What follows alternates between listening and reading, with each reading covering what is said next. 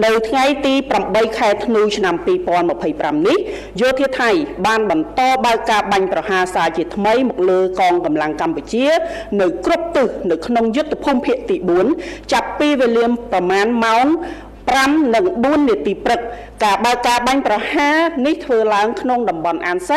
ในปราสาทตะบอนทมในปราสาทแปรวิเฮียในปรำมะกราในจมกาเจ๊กในมุมใบในพนมขมายหนึ่งโกลปรำใบในปราสาทตากระใบนั่งปราสาทขนาข้อมูลทางด้านการข่าวก็ยังพบว่าทหารกัมพูชามีการเตรียมความพร้อมของกำลังพลแล้วก็ยุทโธปกรณ์นะครับแล้วก็อาวุธยิงสนับสนุนเพิ่มเติม